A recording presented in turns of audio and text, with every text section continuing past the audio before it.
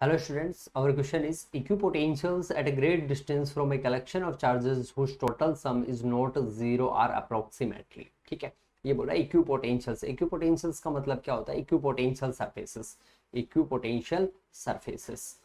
अच्छा, equipotential surfaces का मतलब क्या होता है? जहां पे पोटेंशियल इज इक्वल टू क्या होता है? कांस्टेंट। तो अपन ने बोलते हैं इक्विपोटेंशियल का मतलब हो गया जहां पे potential is equal to constant होता है। अभी बोल रहा है कि कलेक्शन ऑफ चार्जेस की हेल्प से जो इक्विपोटेंशियल सरफेस बनेगी वो कैसी होगी? स्फेरिकल होगी, प्लेन होगा, पैराबोलॉइड्स होगा या इलिप्सॉइड्स होगा? अपन को चेक करना है।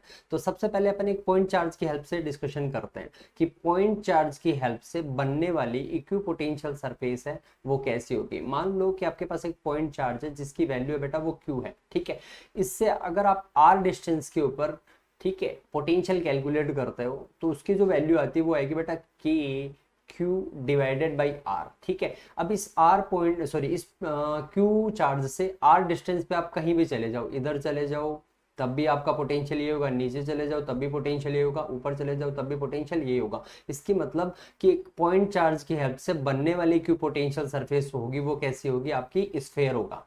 ठीक है, तो आपने पॉइंट चार्ज की हेल्प से कैलकुलेट कर लिया। अब अपन बात करते हैं कलेक्शन ऑफ चार्जेस की हेल्प से। ठीक है, तो कलेक्शन ऑफ चार्जेस, मान लो आपके पास, ठीक है, कलेक्शन ऑफ चार्जेस का मतलब Q1 है, Q2 है, Q3 है, डैश डैश, ऐसे बहुत सारे चार्जेस रखे हुए हैं। ठीक है, और एट ए ग्रेट डिस्टेंस, इसने ये पूछा कि कलेक्शन ऑफ चार्जेस की हेल्प से ग्रेट डिस्टेंस पे तुम्हें इक्विपोटेंशियल सरफेस बतानी है।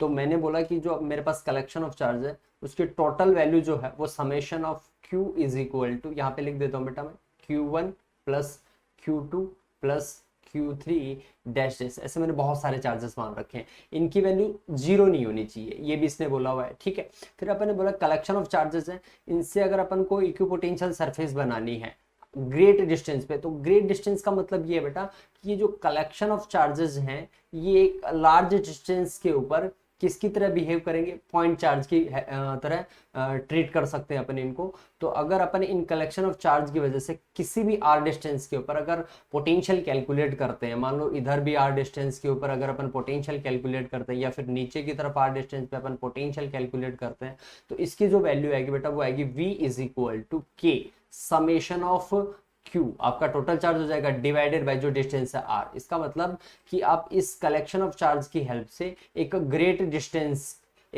डिस्टेंस R के ऊपर कहीं भी चले जाओ और जहां पे पोटेंशियल की वैल्यू कितनी होगी? सेम होगी। इसका मतलब कलेक्शन ऑफ चार्ज की हेल्प से जो बनने वाली इक्विपोटेंशियल सरफेस है वो भी कैसी होगी? स्फेयर ही होगा। तो इसका मतलब आपका जो आंसर हो गया वो फर्स्ट ऑप्शन सही हो गया यहाँ पे। थैंक यू बेटा।